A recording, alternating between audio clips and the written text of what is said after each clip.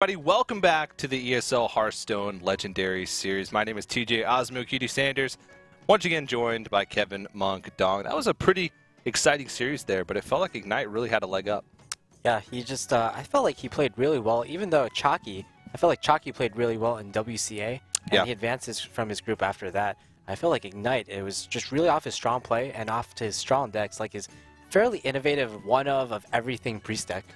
For sure, and of course, we know that some of you are still trickling in and did not get to catch the beginning of the show, so we'll go over the format of the Legendary Series one more time. We start each Legendary Series day sort of with the Challenger Cup. The following week is a Legendary Series match day. The top 6 players from each Challenger Cup join 2 invited players to make up 8 for each of those Legendary Series match day. The winner of each one of those 4 weeks automatically qualifies for that Legendary Series Season 2 LAN Finals on June 5th, 6th, and 7th. Those 4 players are joined from 4 players from the Redemption Tournament, which we've talked about throughout the broadcast, and of course 8 players from that Last Chance Open on May 23rd and 24th. Yeah, of course, the Last Chance Open, again, is going to be open to North American players only, and that's just because it's going to be 1 week before the actual LAN, so it's going to be hard for Asian or European players to get plane tickets, to get visas in time for an American tournament. Yes, of course. So for those players who are in Europe or Asia, make sure you participate in the Challenger Cup if you want an opportunity to qualify for the Legendary Series LAN Finals. We also want to give a big shout out to our sponsors, Plantronic and Gigabyte, for hopping on for Season 2 to help us out. We have a lot of surprises and really fun things in store for the LAN Finals, which is coming at the beginning of June.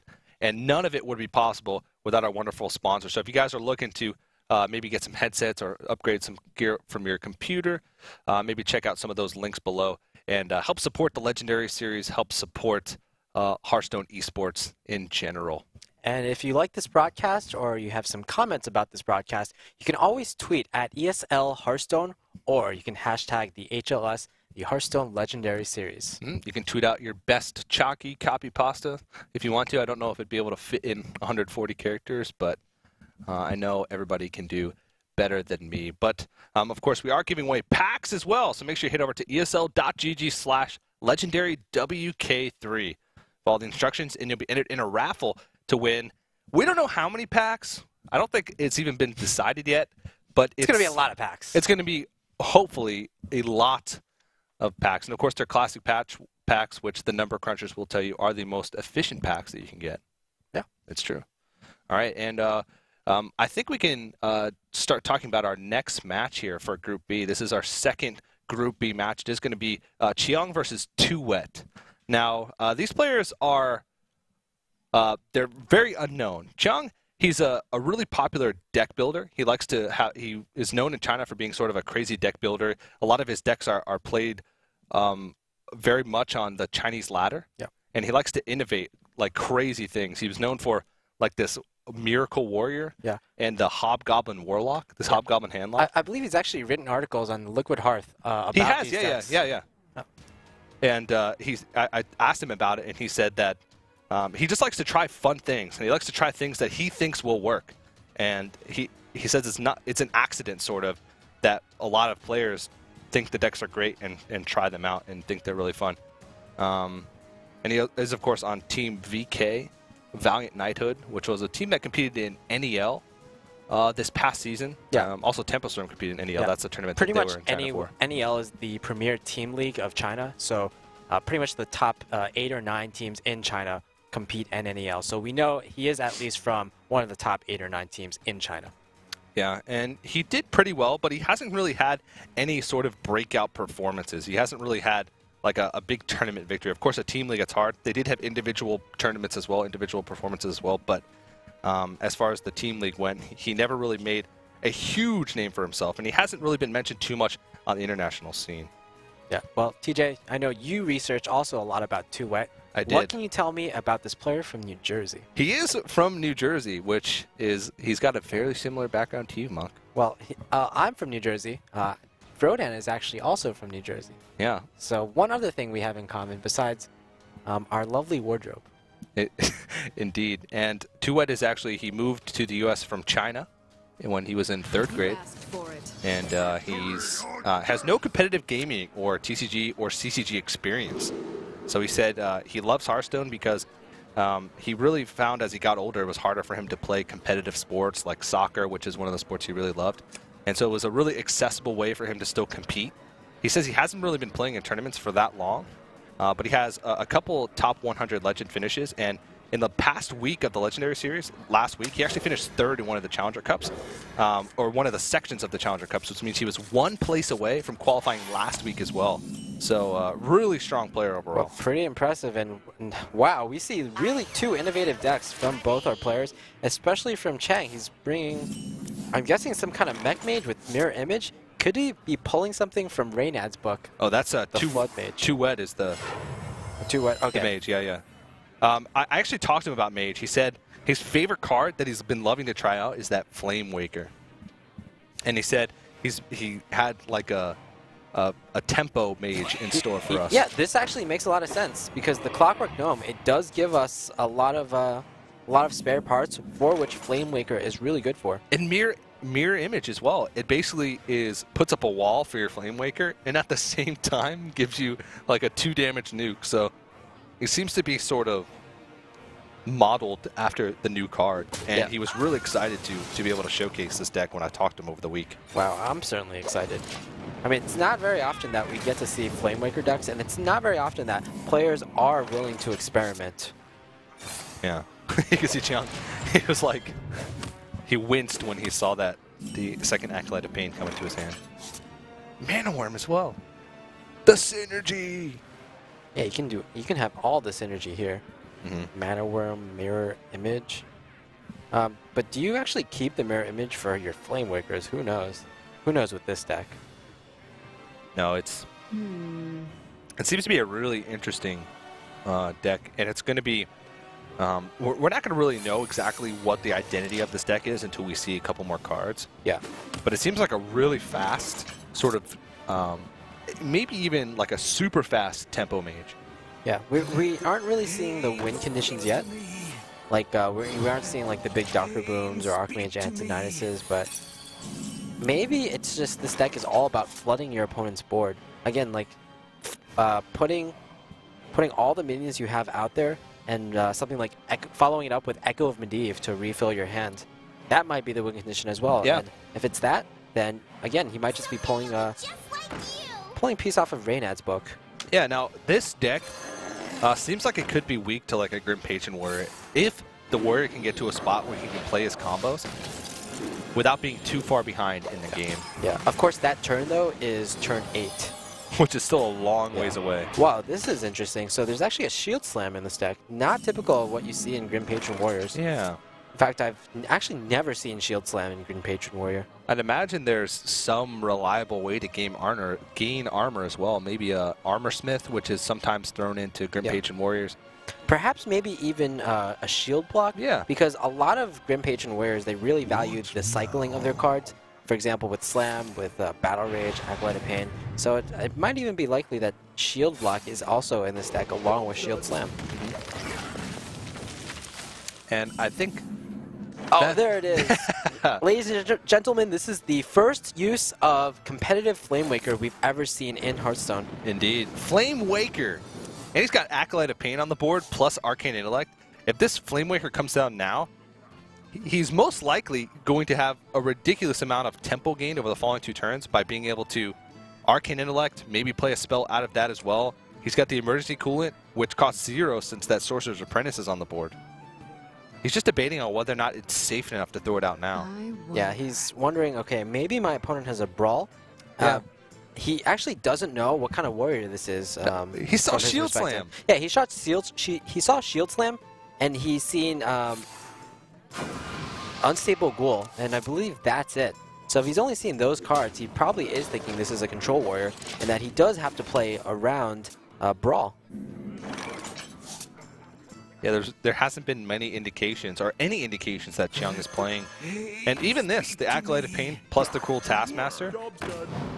TooWet is probably just thinking, oh wow, this is just standard control warrior list. He's going to play around the Brawl for a very long time until he sees maybe no Mission Inventor is definitely going to give it away, or Battle Rage. Yeah, pretty much all these cards except Whirlwind will give it away. Yeah. Although, like, Slam. I wouldn't put it past Chinese players to put Slam in their control warrior decks. Yeah. Who knows? One criticism of Chinese players is, even though they're very creative with decks sometimes, like for example the Light Bomb Priest is from China, the criticism is that they're kind of afraid to use these creative decks in tournaments. Yeah. They'd rather use decks that are tried and true in the Western scene and just kind of copy what we have been using. And of course, just a reminder for what Flamewaker actually does for those of you who hadn't have a chance to try it out. It did come out this week with Blackrock Mountain, the new wing. Every time you cast a spell, it deals 2 damage, randomly split among all enemies. So, and it's every spell. It's not like the first spell you cast or a spell you cast that turn. So as long as it stays on the board and you continually are able to cast spells, the 2 damage every turn just is what gains you so much tempo, and is one of the reasons why a lot of players are saying that Tempo Mage is starting to make a comeback just because of this card alone. Yeah, we're certainly seeing it, and if TooWet is able to win this game, he'll certainly make a name for himself, being the first player to ever use Tempo Mage, or this kind of like more floody type of mage, in order to win a game or perhaps even win a tournament. Yeah. And he can start putting on a lot of damage because he can fireball this Emperor Thorsound, and then it's going to give 2 extra damage. He can actually Flame Walker before he does that. The one thing, of course, he does want to make sure, though, is that this Emperor Thorsound might actually confuse him because he was thinking, well, I need to play around Brawl. But Emperor Thorsound is still somewhat popular in standard Control Warrior, but a lot of players will cut it in favor of other things.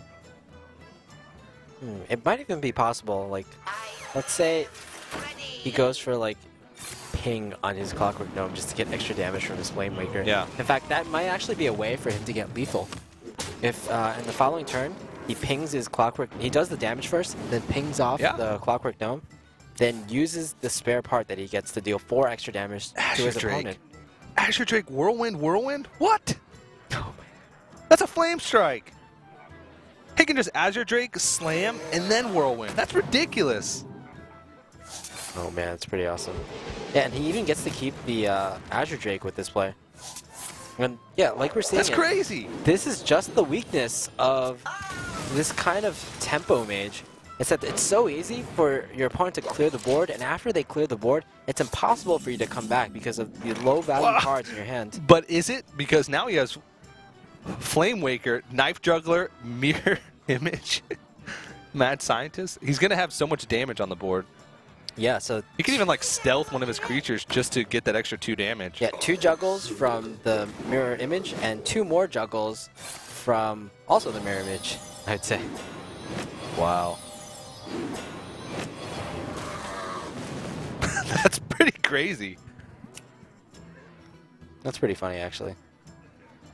And Mad Scientist in the deck as well. What would you even call this deck? It just does a lot of small pieces of damage. Well, I'd want to see the rest of the deck before I call it anything. For example, if there's an Echo of Medivh in this deck, it can completely change the way this deck is played. Also, if there's something like Dr. Boom or Archmage Antonius as finishers, perhaps. Our producer just whispered in my ear that Machine Gun Mage is what he'd like to call it. Or Shrapnel Mage, I think would be. Yeah, because like good. both the Flamewaker and the Jugglers, they just spit out little machine gun darts. Who knew gnomes and whatever the Flamewaker is? What is he? Bring out your Warcraft lore. He's one of those. He's actually like a some kind of fire elemental, like a flesh fire elemental or something. Is he? Like that. I thought he was like an evil Naga. No, he works for Ragnaros. Oh, okay. I'll trust you. He's actually Major Domo Executus is a Flamewaker, I believe. Okay, he's just a giant Flamewaker. Yeah, he's the leader of the Flamewaker. Yeah, it's just like how the beast is just a Corehound. Yeah, that's true. So actually, you were talking about like the Warsong Commander Grim Patron combo into this deck, but actually the mirror entity or the mirror image actually somewhat kind of protects you, right? From the Warsong Commander into a Grim Patron combo, you kind of need to combo that with either pretty much just a Whirlwind to do it. And he's used both of his Whirlwinds so far. He doesn't have a Death Bite developed, so he can't. Actually, he can get the Whirlwind effect from it, but he'd have to spend 6 mana, 4 to equip the Death Bite, and then 2 to actually sort of de-equip it with the Fireworks to trigger the Death Rattle. And he's actually just going to try and hedge his bets here and hope that Chiang has no ways to clear off these Mad Scientists, so that way he can do a possible 11 damage next turn, that's going to put it out of reach, though. Yeah, way out of reach. And not only that, I guess like the Mad Scientists are kind of protected by these mirror entities. Oh man. Okay. Double shield block. If you thought that was out of reach, TooWet's like, how are you so lucky? And why is there 2 shield blocks in a Grim Patron deck? Well, he doesn't even know that it's a combo deck. I mean, he can assume, but that's a little bit weird that he hasn't seen Warsong Commander, Frothing Berserkers, Grim Patrons. He saw an Azure Drake, 2 Whirlwinds, 2 Gnomish Inventors. Oh no. Knife Juggler.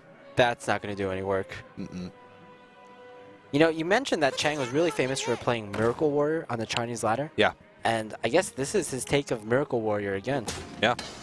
Warsong Commanders. It's a really cool deck idea. But I don't think TooWet has enough burn in his deck to be able to get through this. Now, I have seen some of these sort of, I don't know, Flame Waker, Tempo-y mages run Pyroblast. That's mostly in like the, I guess, face mages. I don't know what you'd call them, burn mages. But it is a possibility. However, probably unlikely. And even if he draws into that, as long as Chiang armors up every turn, he should be safe from it. This is actually... The mirror entity is actually going to be useful for Chiang. As he gets even more patrons. Yeah. He's going to be able to start putting on quite a bit of damage. You know, I just learned the other day that the Grim Patrons aren't actually like duplicating and cloning themselves, but rather they're like calling their friends. I told you that. Yeah, yeah. Yeah, it's not like they're they're cloning each other. They do look awfully similar. I had to give you the birds. I had to give you the birds and the bees talk. Well, I think you Arcane Missiles here, and then give your opponent way over lethal. He could get really lucky. Actually, no, he can't. No, he can't. Well, he'd have to fireball the Frothing Berserker as well. Yeah. He could get Arcane Missiles, 2 shots into the 1 health Grim Patrons, and like 1 shot into the Gnomish Inventor. Yeah. And then pinning off the Gnomish Inventor, fireball the Frothing Berserker. But then he'd still probably lose because he'd be out of damage. Alright, let's see this. I think at this point, TooWet's just trying to see what else is in this deck. I don't think he really thinks that he has much of a chance to be able to win this game. Chiang is like really happy. Oh, Well, I'd be happy too if I were winning. Yeah, that's lethal. Yeah. And Chiang with his Grim Patron / Miracle Warrior deck actually takes the first game. A bit unfortunate that TooWet's kind of, I don't know, floody mage didn't do so well. But you know what? That actually means we get to see that deck yet again. Yeah, both these players I think had really cool and new and innovative decks. I mean, there is a chance that some players have been experimenting with this deck. I don't want to say this guy, that TooWet is maybe the first player to have a deck similar to this, but he's the first player to showcase it in a tournament setting. So, and talking to him over the week, he actually doesn't have any teams or practice partners. He only has started competing competitively in Hearthstone and in tournaments in Hearthstone very recently. So he says he really thinks that collaboration is a big deal in Hearthstone. He thinks that it's a really good thing, but he just hasn't been competing long enough to find players to be able to practice with. And so all the decks that he creates are just from his own mind. And he said sometimes it's super hard to just brute force the ladder to try and test decks. But when you don't have practice partners like that, that's the only way to do it. So it's kind of cool to see this is like his own creation. Yeah, when you also have practice partners, I feel like you're also more motivated to play the game because you do have someone to discuss it all the time. You do have someone, a friend even, who is willing to go through all these deck permutations, to go through these troubles, to go through pretty much everything that is the Hearthstone process with you. Yeah, so we are going to see that mage again from TooWet. And, of course, Chiang is going to go with his mage as well. So I'm excited to see what he's going to bring out. Yeah, usually it should be a freeze mage because that is the most common mage deck these days. But who knows from these players, right? We've seen 2 really like unique decks coming from these players just in the first round. Yeah. And I would have to say, if it is Freeze Mage, I think Chiang is going to be at a huge advantage. Yeah. There's just so many AoEs, so many board clears that I don't know. I think this Tempo Mage is not going to do well at all. Unless he gets bursted down really quickly, which is a possibility. With cards like Arcane Missiles, a lot of times Freeze Mages don't have things on the board. So Arcane Missiles all of a sudden turns into, with a Flamewaker on the board, 1 mana, deal 5 damage. So there's possibilities for this deck to just completely blow other decks out, but it does seem like Freeze Mage would have the advantage in this situation. Now, Chiang, another thing to mention here is his Rogue deck. Now, I was talking to him, and it's sort of hard to understand like his sarcasm level or his jokey level when we're talking in text over Skype, but it seemed like he had some crazy things in store for Rogue, because he told me that his favorite class was Rogue, and he used a lot of like really crazy emotes whenever he was talking about Rogue, and so I was trying to read into that a little bit, so I'm excited to see his Rogue later, just because of the way he was reacting when he was trying to talk about that card. Well, sometimes the Chinese metagame of Skype chat is a little different from the Western metagame. How so, Monk? For example, this is not very well known, but if a Chinese player types ... to you at the end, it actually means he just wants to continue the conversation. Whereas if I type that to you, like I'm like, oh, I like this deck ... It's kind of like I don't want to talk to you anymore, right? Yeah. The ellipses at the end is like, okay, I'm done. Yeah, so it's kind of confusing for some like Western players who first start talking to Chinese players on Skype for the first time. Like me. Yeah. And he also used a wide array. See, normally when you're talking to someone on Skype that you know, people will tend to use the same emote or the same smiley face. Like some people are semicolon parentheses guy. Yeah. Some people are equal sign parentheses guys. Some people are the equal sign capital P. Capital D, yeah. Yeah, or the capital D, yeah. But Chiang was just completely switching it up all over the place. Yeah. He was using the emojis. He was using... he was throwing everything at me. I was so confused. Well, this is certainly a formidable board here for TooWet, but unfortunately, it's going to get fairly dealt with. I mean, Doomsayer can come down, and even if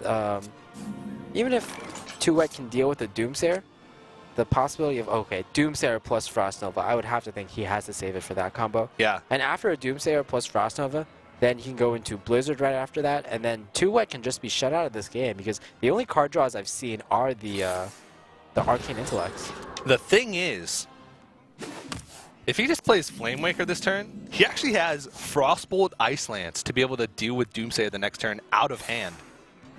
That's actually pretty ridiculous. It is, but... Little Exorcist. Oh, Wait, man. So, I guess there's Loot Hoarders in this deck? But I'm not sure if you can save it for that. Yeah. Yeah, I mean, of course this deck has Unstable Portal. I think you just need to play it as a 2-3 here. You do get the... Chiang! He just has all sorts of expressions. Now... Frost Nova Doomsayer is most likely going to come out, but as we said, TooWet has a really nice way to deal with this with the Frostbolt and the Ice Lance. Yeah, and not only that, Chiang is kind of putting all his eggs into one basket now, because he actually doesn't have a great follow-up on the next turn if this Doomsayer gets cleared. Yeah, the one thing that he does have going for him is he does have the Blizzard for turn 6, but he's going to take so much damage in return. I can't wait to see Chiang's reaction after this. We're waiting for it. I'm waiting. Okay, it doesn't seem to be That was it.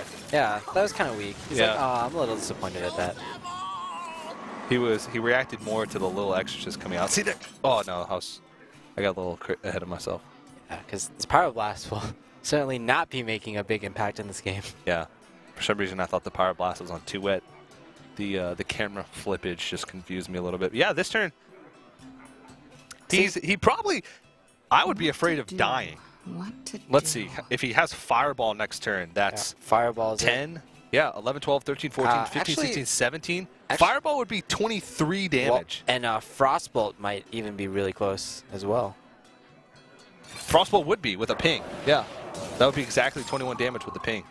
So he has to try and stop some of this damage here just to set up a Blizzard for the following turn. Wow. And this is a big decision for TooWet. He has to think, well, what is he setting up for? Turn 6, most likely a Blizzard turn. Do I flood the board here and put my Flame Waker out, get the Clockwork Gnome out so I can get a spare part to put an extra 2 damage on?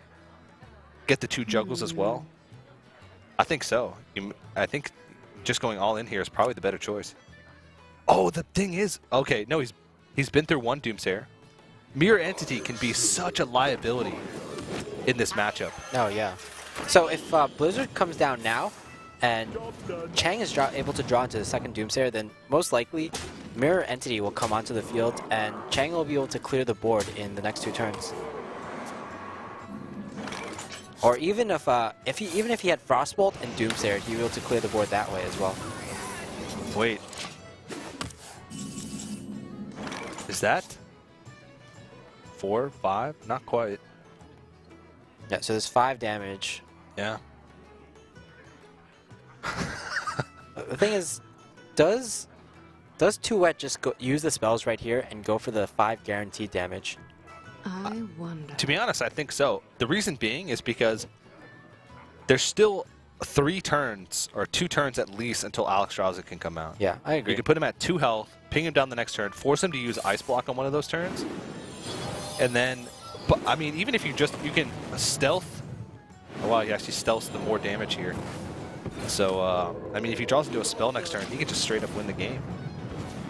All right, let's see what this is. If Chiang doesn't top deck something good, he still has Ice Block here.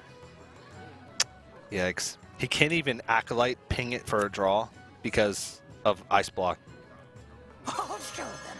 I'll show them all. Wow. I'll show them. I'll show them all. This deck. This deck is crazy. This guy's deck is crazy. Also, like, TooWet doesn't have to clear this Mad Scientist because his mirror entities, or his mirror images, prevent his opponent's Mad Scientist from running into yours to get that second Ice Block or perhaps his first Ice Barrier. Yeah, so just ping face here and then trade in one of your minions and pass. That's it. I wonder. That's all you have to do. Yeah, it seems pretty simple. And I kind of underestimated this deck, to be honest. I mean, it's putting Freeze Mage. Yeah, and even an Alexstrasza draw won't do it next turn. He basically has to draw into Ice Block and then Alexstrasza in that order. He will have 1 extra draw with 8 mana from the Acolyte of Pain. Doomsayer. So that's, unfortunately, that's just a bit too late. Yeah. Of course, the Mirror Entity, he can play it and clear the board with it, but Well played. he dies next turn. All right, Yeah. he concedes, Well- and TooWet takes a game with that Mage. Yeah, well, actually, he could have Frostbolted his own Mad Scientist, and that would have let him survive 1 more turn. Mhm. But after that, I'm not sure what he could have drawn to come back in that game. Maybe Yeah. Alexstrasza probably wouldn't have been enough at that point. Yep. And of course, both players now with 1 win apiece. TooWet did take a victory with that Mage, so he still has Warlock and Druid left to find a victory with. And Chiang has still has to find a win with the Mage, and still has to find a win with the Rogue, which the Rogue, of course, it could just be like a standard Will Rogue, and he was just sort of subliminally hyping it up for nothing. I mean, both these players have brought interesting decks so far, so I'm really curious. Like, it could be that the Warlock deck includes Demon Wrath, right? Mhm. Both players have shown a proclivity towards bringing in new cards from the expansion. Yep. So I'm really looking forward to what new cards they brought into the Rogue and to Druid even. All right, so next matchup is going to be TooWet on the Druid and Chiang on the Rogue. So TooWet, when I was talking this week, he didn't mention anything special about the Druid. So I'm just going to guess that it's going to be a pretty standard mid-range fast Druid. We saw, of course, Kabi earlier in Group A. Had the sort of heavier ramp style of Druid with the Ancient of Wars and I think that was pretty much it. Well, Sentient Shield Master. Sentient Shield Master, yeah. No combo that we could see. Nope. It didn't seem like it. With Sentient Shield Masters plus the teched-in Kazan Mystic. Yeah. Double Sludge Belcher, double Druid of the Claw, very taunt heavy. Yeah, no room for a combo in that deck, but it seems like TooWet's a player who appreciates the faster style of things, so yeah. I can imagine that he is going to go with the mid-range fast Druid. Yeah, it wouldn't surprise me if this rogue were kind of like a turn 7 rogue, which actually originated from China. But unfortunately, it looks to be just a standard oil rogue. Yeah. A little unfortunate for us, and for the viewers, perhaps. Zombie Chow, pretty good start, but it's just sort of going to be thrown out there to I feel like in this matchup, you can even consider just chucking the Zombie Chow. Like, for example, I know a lot of players, they'll throw away the Zombie Chow in their opening hand in the Druid Mirror, for instance, because it's not actually that impactful, and you just want more chances to draw into Wild Growths. Yeah. And he does get the Wild Growth. This is a good follow-up. He can turn 1 Zombie Chow, turn 2 Wild Growth, and then turn 3 he can actually coin into an Azure Drake if he so chooses. He can actually just Piloted Shredder as well, and then save his coin for maybe like a 7-drop, like an Ancient of Lore to come out a turn earlier. So really strong opening start for TooWet. Yeah. Chiang kind of, I feel like he was setting up for a Fan of Knives on turn 3. Kind of makes sense. Yeah. Fan of Knives is one of the least valuable cards in this matchup, so you really want to chuck it straight away. Oh, Iron Beak Owl, that's certainly an interesting tech. Huh. Yeah, it is. So that's going to make your matchup against like Handlock better. It's also going to deal slightly well with Piloted Shredders, I feel. Against Druid, though, I mean, Piloted Shredder is just about the only great sound target. Of course, there is Sludge Belchers. Maybe Sylvanas, perhaps? Yeah, that's true. But I mean, the thing is, every deck runs Piloted Shredders these days. So you might as well, if you run in Silence, you're going to get value from it somewhere, sometime. Wise words. The problem here is like the sprints are really clogging up his hand. Yeah, he's going to need a prep to be able to utilize those effectively, or else he's going to have a very just poor hand coming up on turns like 7, 8, 9. Yeah.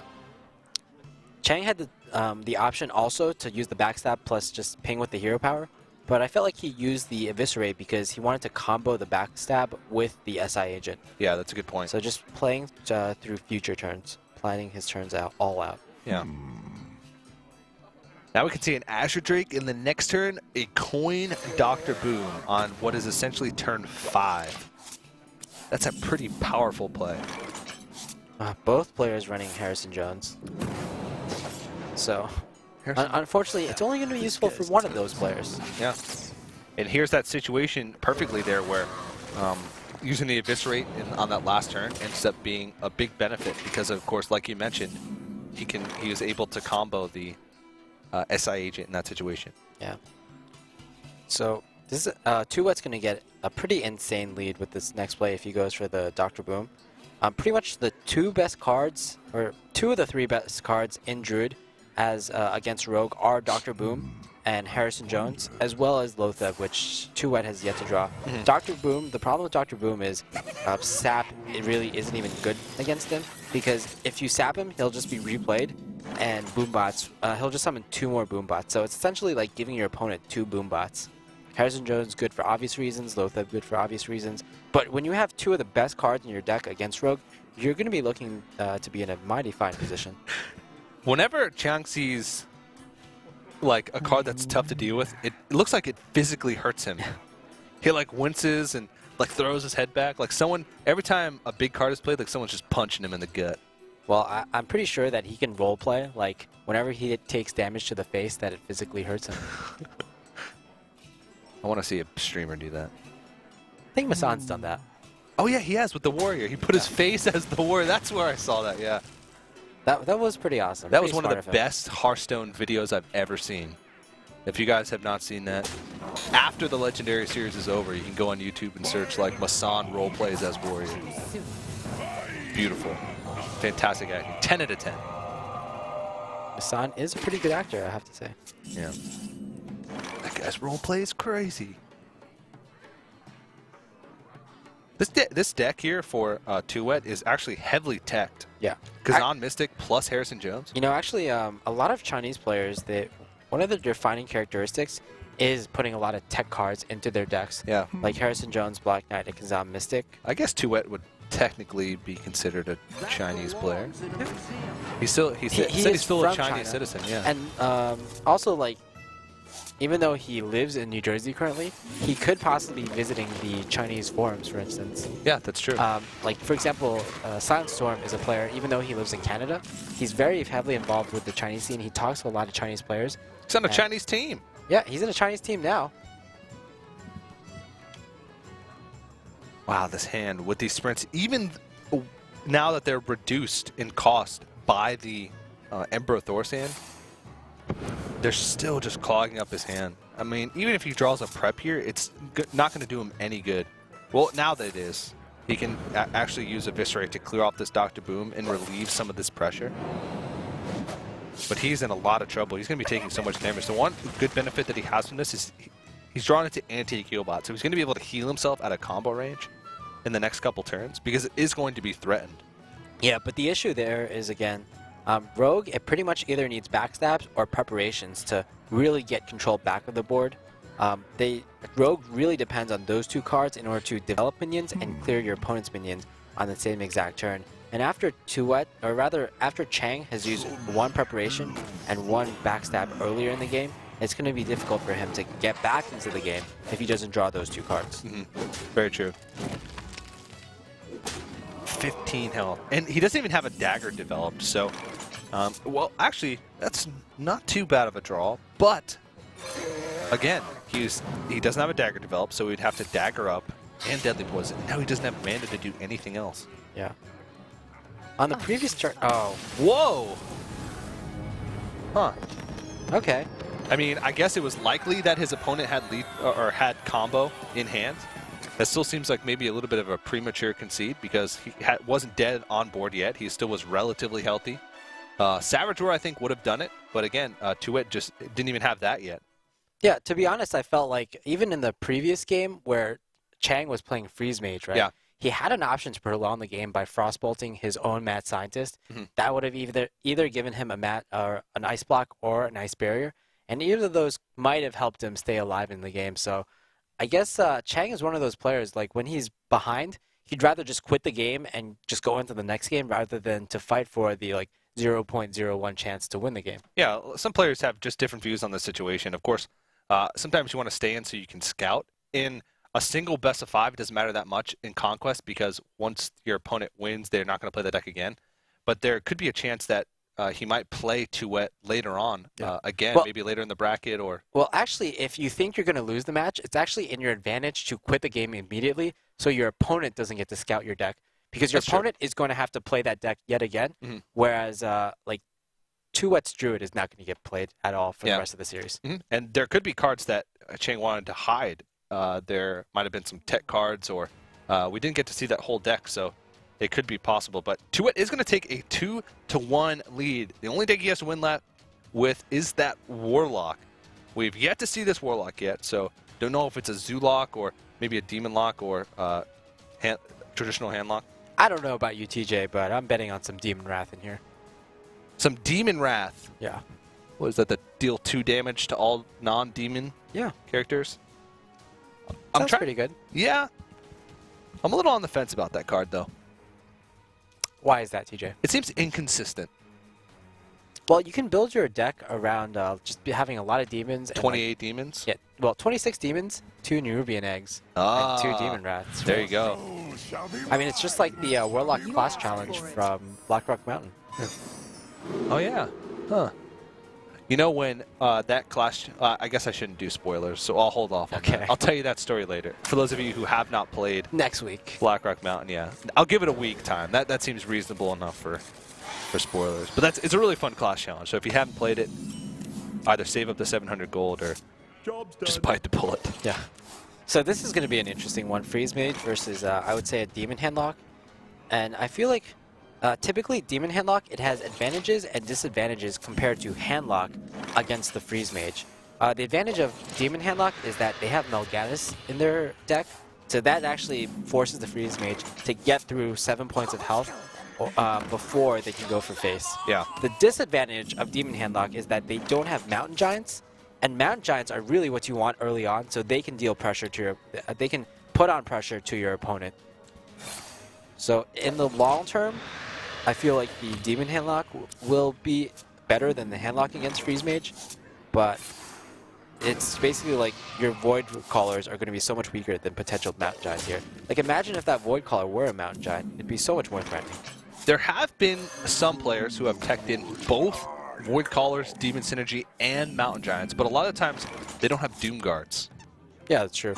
Or I know some players like the Nylon players Yeah. at Sea-Story Cup, they ran Handlock with pretty much like one Sludge Belcher. So they're loading up their 4 slot with 2 Mountain Giants, 2 Twilight Drakes, and 2 Void Callers, but just skipping on a lot of other things. Being like the generous Sludge Belchers. by calling the Mountain Giant in the 4 slot. Yeah. It is a 4 slot. I guy. guess so.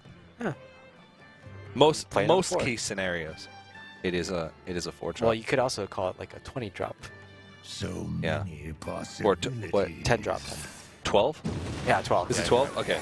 12 drop. There we go. Yeah, the Molten Giant is 20. 20 drop. Yeah.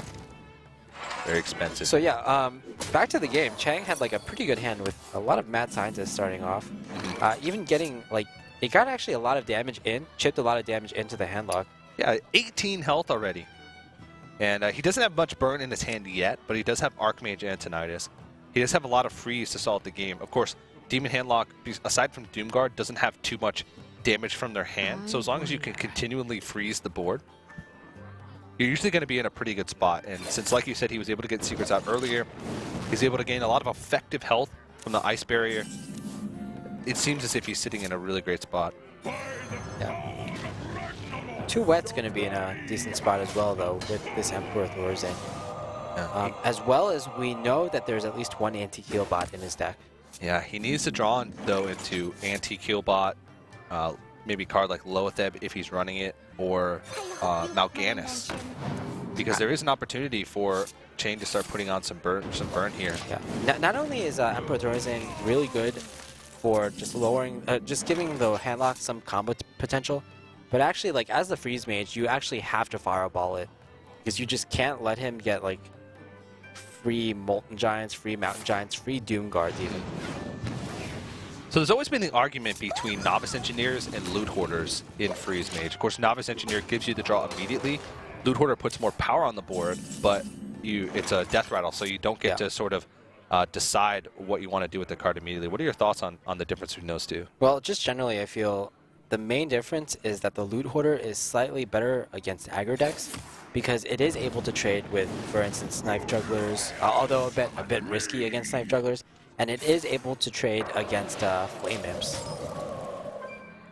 Yeah. I have seen players try out like 2 Novice Engineers and 2 Loot Hoarders in their decks, in their Freeze Mage decks, but the problem with that is you cut Arcane Intellects and Acolytes of Pain, and what you end up doing is you end up cycling through your deck, but you don't end up getting like 2-for-1s like you usually do with Acolytes or with Arcane Intellects. Yeah, that's a good point. And sometimes you don't want too much card draw because then you're cutting like freezes, which are definitely crucial against a lot of the more aggressive matchups. Yeah, this hand is actually pretty insane. 2 Blizzards and a Flame Strike, he's going to be able to clear this board entirely. Yeah. And pretty much force TooWet into a position where he's not doing any damage. Look at this, he's just going to throw out a threat each turn, and then it's just going to get Blizzard again. Throw out another threat, and then it's just going to get Flame Strike. All right, TooWet, what do you want to die this time? Well, Sylvanas is a huge liability to play against Freeze Mage because they can play Doomsayer as their only creature, Fireball a Sylvanas, force you to steal their own Doomsayer, which immediately procs at your next turn and clears your board. Yeah. TooWet, his plays are going to revolve a lot around what actually is in his deck. Because if maybe he has Jiraxis and 2 anti-heal bots in his deck, I feel like he'd feel more inclined to tap and just search for those cards, or even if he's playing Loatheb in his deck, for instance.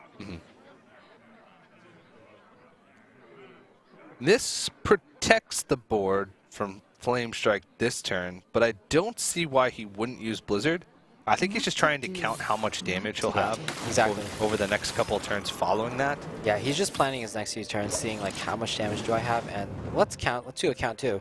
It's going to be actually 14 damage, 15 damage. So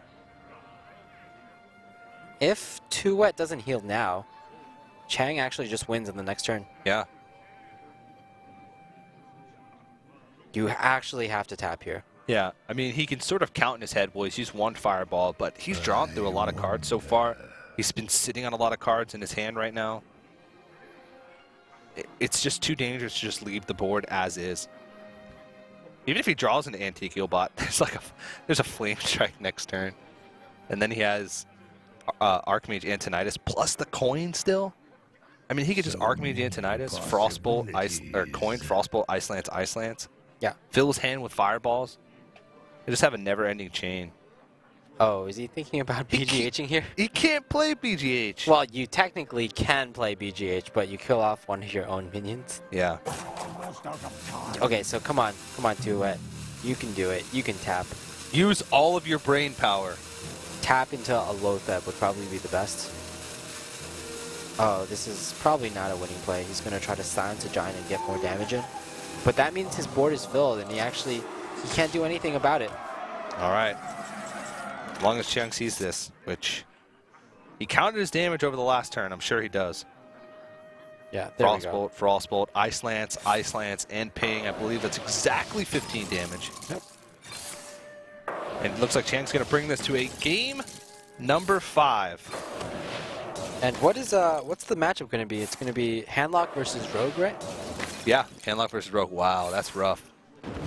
Yeah. Well, it's actually, it's a Demon Handlock. It's almost traditional Handlock, but with Doom Guards, Void Callers, and probably Draxus, Mal'Ganis in place of like Mountain Giants, maybe a Sludge Belcher. Just a couple cards cut here and there for the Demon synergy. Yeah. I feel like that's going to have to favor the Rogue, because typically the Rogue, it can, there's generally not that much pressure being put on by the Demon Handlock in the earlier turns, as opposed to if it were like a Handlock, Mountain Giants could come down, and that would be threatening. And basically the Demon Handlock, it'll probably pass the first few turns, and it'll start putting up threats on turn 4, 5, 6, but that'll just be too slow. Meanwhile, the Rogue can just build up a huge dagger and basically clear anything with a Blade Flurry if that's available. Yeah, traditionally Rogues have been considered pretty weak against Handlock, but a couple of things have sort of improved the matchup over time. Like you mentioned, the Demon Handlock is sort of a different archetype. They don't put out bigger threats as early. And of course, since Oil Rogue, they can make bigger combos with bigger Blade Flurries. They have a potential to get through that wall if it comes up, which they really never had opportunities to do in the past when players did consider that a weak matchup for the Rogue. Yeah, not only that, the Violet Teachers that are often in Rogue decks are actually very difficult for Demon Handlock to deal with. It's not like they have something that deals 5 damage in the early game, especially if Rogues can just get it out early, and then it's up to Handlock to respond to that turn 4 play with their own turn 4 play. Even if you get a Twilight Drake out, for example, they can just sap it, and then there's a lot of 1/1s, and there's a 3/5 on the board, and you can sometimes deal with the 3/5, and you can sometimes deal with the 1/1s, but you can't deal. It's very often that you can't deal with both on the same turn. Yeah, that's actually a really good point. Oh, well, we will get Chiang's deck or his hand here in just a second. Fairly weak start for TooWet. He does have the Void Caller on turn 4. But he's going to be looking to draw into some future demons. Yeah. Yeah, that's also yet another weakness of the Demon Handlock. It's that you need a Void Caller and a Demon in your deck, compared to if you're just playing Handlock, you only need your Mountain Giant in your hand.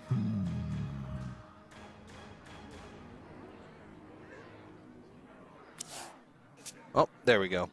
Had a slight delay with the... Okay, it seemed like a Zombie Chow came down. Yeah, I think his hand is just frozen at the moment. So we'll try and get the update in a second. But I think he played the Zombie Chow from the far left. That's not a second Zombie Chow. Yeah, pretty crazy to run 2 Zombie Chows in a Handlock. I don't think anyone does it these days. Yeah, Trump did it for a while. But Trump is a very safe player, though. Yeah, he is. All about the value. Which Zombie Chow could be considered really good value. Yeah, I guess. Against certain decks, right? Yeah. Against some, it can be somewhat of a, maybe a liability. But he had Sunfury Protector, Void Caller. Anti-heal bot. And Emperor Thorazane and Molten Giant. So probably about an average hand, perhaps below average, since he doesn't have a second demon to go with a Void Caller. So what does the Demon Lock need to do to win in this matchup? I think it just needs a lot of pressure early on. Like the best card probably would be a Twilight Drake or the Void Caller along with a demon in your hand. It's all about that turn 4. The turn 4 is pretty much crucial from both sides of the matchup because it is the first time that either side can put up a really formidable threat. Either the Violet Teacher from the Rogue side or the Void Caller / Twilight Drake from the Handlock side. And if one player hits the turn 4 drop and the other player doesn't, the player that hits the turn 4 drop will be in a huge advantage. Yeah. Well, we can see right now that Chiang doesn't have his 4 drop and doesn't really have a way to answer it either. Harrison Jones can be an interesting card in this matchup. We haven't yet seen if TooWet is running Draxus, but we can probably assume that he is. There's been, I mean, I've seen some lists that don't run it, but it's pretty common, especially if you're running the heavy handlock with just the Demon Synergy. But a lot of times, once you get to that point where the handlock is playing Draxus, the Rogue spin through so much of his deck that Harrison Jones would become a liability. Yeah. Because of the potential for overdraw. So I can imagine we're just going to see that maybe as a vanilla 5 drop at some point in this game. Yeah. It's very interesting that the Harrison Jones is in a Rogue deck. We typically don't see that. But if you're playing Iron Beak Gal, I guess you are the type of player who throws in even more tech cards into Rogue, like the Harrison Jones. Yeah, I can imagine he's probably cutting things around like that 4-drop range. A lot of players will tend to run either like double Pilot Shredder and single Violet Teacher, or double Violet Teacher, single Pilot Shredder. But you can run either one of each or just one of them to make room for tech cards like these. Oh, that sounds crazy. Just one Violet Teacher? Yeah, just one Violet Teacher. Or just one 4-drop, rather. Yeah. And if he is only running like one 4-drop or even 2 4-drops, it might just come to bite him in the next few turns. I mean, he does have Loatheb on turn 4, for instance. But again, you really do want to play on curve and play the 4-drops. Oftentimes, the Violet Teacher is actually more threatening than the Loatheb, because on turns 4 through 5, generally the Demon Handlock, they'll want to be playing minions instead of spells. So it's not like the Loatheb effect is actually even that valuable. Yeah. Yeah, Farseer is actually really important here because it sets up a lot of kills for the Rogue player if, for example, a Mountain Giant or a Twilight Drake comes down. It also is a target for Tinker Sharpsword if that happens. Yep. Well, we actually haven't seen a 4-drop yet from Chiang. I think in the first game, we didn't really see many creatures at all. Yeah, the first game kind of ended up pretty quickly. The Druid just got such a huge start that Rogue couldn't deal with. I think here you just go for the bluff. Yeah. Because you've already seen that this Rogue runs a silence. So a lot of times, like, you can just go for the bluff, force your opponent to silence this creature, and just get insane value from that. We've actually seen Life Coach before. He's making a very high-level play where he had both Void Caller and Twilight Drake in his opening hand, or on turn 4 rather, but he didn't have any demons. So what he did was, instead of playing the Twilight Drake just to die, he sent out his Void Caller. Then his opponent silenced the Void Caller, and in response, he threw down the Twilight Drake, which was met with 0 silences because the silence had already been used. Yeah, and you can't really afford to like leave this up or attack into it without really knowing if there's going to be something on the other side. Just because, imagine if something big had come down here. You don't have a way to deal with it. It can make you fall so far behind that you might even either lose the game from it or just get really far behind from it. Even just a Doom Guard, if he hadn't been able to silence that, and it had been able to trade off into something. Yeah. Or even like a Jiraxis. Like, Rogues have a very difficult time dealing with 315s. And if you sap it, Yeah. it's just going to give him Drax's value later on in the game. It's kind of like back in the olden days when Oasis Snapjaw was actually like the best card in the mid-range hunter deck against Rogue. And it's kind of like a big Oasis Snapjaw, an upgrade from a 2-7 into a 3-15, right? Yeah. I mean, Mal'Ganis does scream, I am a turtle. I am Mal'Ganis. So I'm not surprised that there's some demon synergy with the Oasis Snapjaw. That's true. I don't know why Mal'Ganis insists on being a turtle, but Yeah, it actually to like, each his own. he's actually from Warcraft 3, and there's nothing in the lore about him being eternal. It's basically he was a dreadlord, and he did dreadlord things. Yeah. So there's nothing in the lore that says that he could not be saying that he's a turtle. Nocturnal? A turtle. A turtle. Okay, I get it. I get it. Because Oasis Snapjaw. I get it. I get You it. just nodded your head and agreed with me, and you didn't even know what I was saying? It's a funny joke, CJ. I'm proud of you. Jeez. Thanks, man. I am a turtle. See, it's a lot funnier now that you get it. Yeah, yeah. Jokes are often funnier if you get them. Good point. Touche. Touche, my friend. Yeah, both players are taking awfully long on their turns. Like way longer than the previous turns, because like I felt in the previous games like a lot of players were like snap playing a lot of cards, but since it's like kind of the rubber match, these matches like do decide if you go to the winners match or the losers match. And if you go to the winners match, you're at a huge advantage. Yeah, you go to the winners match, you win one more game, you automatically qualify for the semifinals. If you lose, you have to play so many more games over the course of the 2 days. You have to play the one elimination match, and then you have to play another elimination match as well tomorrow, and then you have to move on to the semifinals, even if you make it that far. There's so much pressure off your shoulders to win the first two. But actually, fun fact for you. I love fun facts. In the first 2 weeks of the Legendary Series, all of the players who went 2-0 on their first day and automatically qualified to the semifinals lost in the semifinals. Yeah. All of the winners lost their first match or their second match, moved down to the losers bracket or the elimination match, and then went all the way through. Yeah. So, of course, you did have very consistent players like Kalento and Life Coach make it to the finals.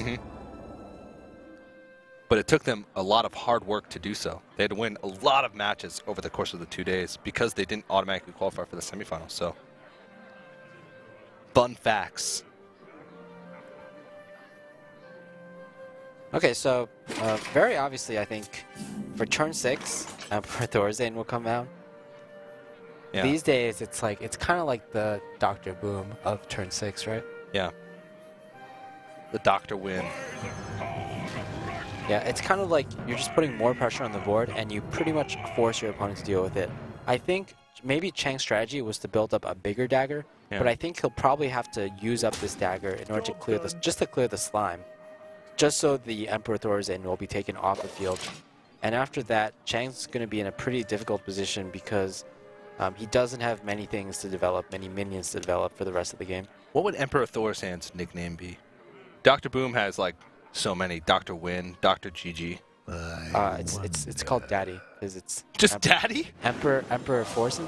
Oh, okay. I was thinking Daddy Emperor Forsen. Emperor Thor Insane. Whoa! Thors are insane. Is that a reference to StarCraft or is that a reference to Marvel? No, you just put insane at the end of his name. Come on, Monk. You're killing me, man. I thought that was good. Is that Emperor Thorzain's wife in his portrait? Kind of looks like it, right? Do you see what I'm seeing it? No. It's like a doll face there, right? I'm not sure. All right, once you see it, you'll never, you can't unsee it. Can't unsee. I see a lot of lightning bolts. Well, now it's dead, so I'll never be able to see it. You never know. Yeah, it's just the problem here is the Harrison Jones. All right, it's a 5-4, and the handlock might have some difficulty dealing with it, but after this Emperor Thorzain, you pretty much got no juice left in your tank. Yeah. So many options. Just got, no way to put on pressure, and no sprint. Drawing into sprint in the next couple of turns is going to be actually a pretty big deal for him. This is a weird turn for TooWet, though. He doesn't really want to throw out Sylvanas just because it'll just get traded into with the Harrison Jones, and then you're basically trading down with a really powerful card like Sylvanas, a legendary like Sylvanas. Yeah, So. to be honest though, I don't think you mind as much simply because you're not really. I don't think you're worried about playing for value at this point. You just have to like prevent yourself from not dying in the previous turns and just making sure your opponent doesn't have the exact right answers for everything. Because you are the player who's really ahead in card advantage, so you can just throw away your cards fairly liberally at this point.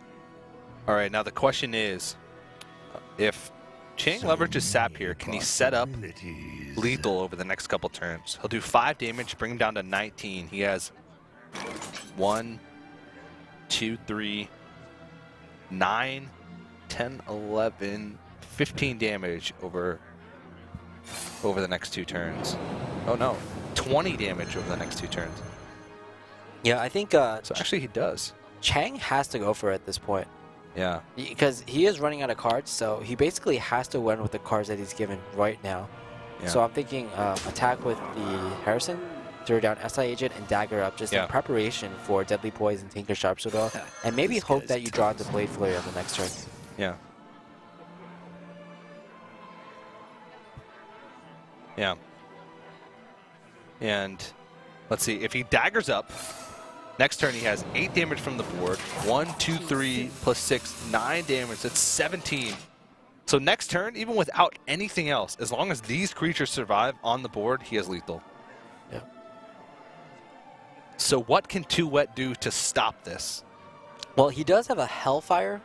That doesn't matter, because he's taking 3 damage off the board, but doing 3 damage to himself. He'd have the Hellfire and Antique Heal Bot. But the thing is, with Hellfire, he's getting his Giants more into Giant, or he's able to play his Giants after that. So he can Hellfire and maybe play a Giant, and then Sun Fury Protector. That's true, yeah. That'd actually be a decent play. Risky, though. But, I mean, it's as safe as he can possibly be, I'd imagine. Yeah, I'm not sure if I really see too much else at this point. Maybe just taunting up a Sylvanas is actually really good. But that really risks... it's more, I guess, slightly more risky to a second Sap. Yeah. But at this point, there are certain cards that you can't afford to play around at this point. Yeah, I like the Hellfire and then taunt up the Mountain Giant, or sorry, the Molten Giant. It seems like his best chance of survival here. I mean, of course, we can see that that Chiang will have lethal next turn if none of this is cleared off. But I'm pretty sure if Hellfire is played, if he draws into a Sap, he'll still have enough mana to lethal as well. Alright, so it's going to be this taunting up a Sylvanas play. So it's pretty much, are we going to see a Sap right here? Sap would be huge. Sap would be lethal. We haven't even seen if he's running 2 Saps, but I'd imagine he is. I mean, who doesn't run 2 Saps, right? I remember, it's been a long time since I've seen not 2 Saps. Yeah, I remember Rain at a tournament, he was saying, I kind of want to run just 1 Sap, maybe cut a Sap, but then I talked to Hype, and Hype was like, no, you're crazy if you run 2 Saps, or if you don't run 2 Saps. See, this is what I mean. Chiang it feels like every time he draws something that he doesn't like, or every time his opponent plays something he doesn't like, it looks like someone is just beating him up. Like wait a minute. So what's 3? It is actually possible for... okay, so if he didn't use the Fan of Knives there was a possibility that he had lethal there if Sylvanas stole the right thing. Right? Alright, so he would have had... The most damage he could have had was 8 from board if Sylvanas actually stole. Yeah. No, there was no point. There was no chance of so lethal. 8 from board, and then he couldn't get past the Sylvanas with his dagger. No, he would have had 6 from the Blade Flurry dagger. So the most he could have had was 14. Okay, so he's going for a very risky play. So I would have to think he has to trade here. Wow. He does. And the SI agent was stolen because the glow went away. Wow, poor Chiang. I feel bad for him. Yeah, it looks like he's so emotional too. I think he's probably the most emotional player I've ever seen play on the ESL Legendary Series. Yeah. And now all of a sudden he's smiling. He's kind of accepted his fate at this point. Yeah. All right, so what can TooWet do here to survive? There's a lot of damage sitting in the hand of Chiang still. I mean, next turn he has just 12. I mean, he has 12 damage. That's just from hand alone. Yeah, he's pretty much. The problem is like TooWet is actually at a really bad health amount. He's low enough that he's in range of certain combos, but he's high enough that he can actually taunt up these Molten Giants. Yeah. I'd like to see maybe a Mortal Coil here, plus Molten Giant plus taunt. Yeah.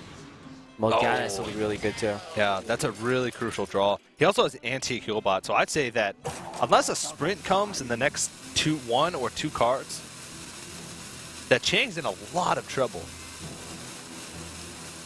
Right now, it's actually safer enough for him just to drop a plain Molten Giant and taunt that up as well. Yeah. And it's going to be, like, Chiang's going to be really sad because there were 2 Sun Fury Protectors in TooWet's hand. Yeah. Whoa. So, did TooWet actually miss the Sun Fury Protector? I think he did. I mean, I don't see a reason why you wouldn't taunt up the Molten Giant, right? I think my mic's... Is my mic out again? No, I think I can hear you. That scared me. Okay. It scared me too. I would have missed you. That really scared me. Yeah. I think he did miss a Sun Fury Protector. That's actually pretty huge. Unless he purposefully didn't, but I can't imagine why he would purposefully not play a Sun Fury Protector in that situation. Yeah, maybe now he's actually in danger of things like South Sea Deckhand. Maybe he actually calculated the most amount of damage that could have been done to him on the next turn, like South Sea Deckhand, Tinker's Sharp Sword Oil, second Sharp Sword Oil prep Blade Flurry. Yeah. How much damage would that be? That'd be 12, 13, 14, 15, TooWet 16. seems to be slowly sinking down into his chair. Yeah, he can't even look at the screen. He's too scared. Before his nose was visible, and then it was like the top of his nose, and then his eyes were visible, and then just there, not even his eyes were visible at the end of that turn. Yeah. So I was actually counting up like the most amount of damage that he could do, but it actually wouldn't have been enough, like because he would have needed like 1, 2. He would have needed like 5 cards. Yeah. Yeah. I mean, of course, Chiang is in no danger of dying yet. Yeah, but I think it might be possible that the game is lagging. We've been seeing like players take a lot of time, and now both players have missed a play at this point. Yeah. Chang's missed a redaggering, and TooWet's probably missed a Sun Fury Protector. either that or their brains are lagging. Yeah. Sometimes when you do cross-server plays, like I've played against people in China before, or I've played on the Chinese server from the United States, and it's oftentimes there is actually just huge amounts of lag. Yeah, definitely possible. Have to see if that's going to affect them more, but I mean, it still seems like TooWet is in a really dominating position so far in this game. He could play Molten Giant here and be able to use anti-heal bot to bring himself back up to 24 health. Yeah, and follow that up with a Sun Fury Protector as well. And a Sun Fury Protector. He is running out of time, though. See if he can get those cards out of his hand. You can do it, TooWet. You can do it. Okay. Slow and steady does it, though. Can he play it? Oh, we got it. All right. At least you got the anti-heal bot. The Sun Fury Protector wasn't as necessary, I feel. Because like there's pretty much no way the rogue can burst you down from 24 HP. Yeah. On the other hand here, TooWet is in a position where he could start actually threatening lethal here. He's got 22 damage on the board. Oh, Double Blade Flurry? That's kind of a dud. He would have preferred like if he actually had like an extra Deadly Poison or an extra Tinker's Sharp Sword Oil, perhaps. Pretty much Deadly Poison would have been the best draw.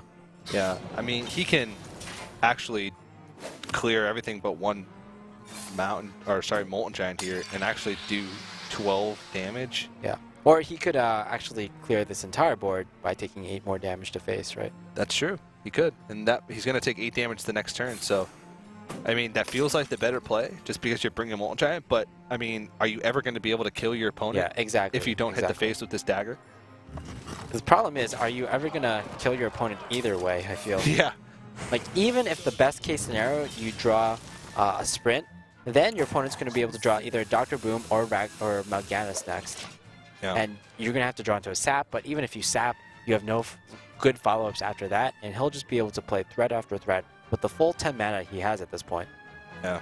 And TooWet is still really healthy, 18 health. Chiang only has 1 card left in his hand. And we can see that that card isn't sprint. Well, one of the more useless cards that you can use just by itself, right? Yeah. So this seems like pretty great turn for just a Dr. Boom. Yeah. It's a little funny that you'd rather play a 7 mana card than a 9 mana card here. Yeah, yeah.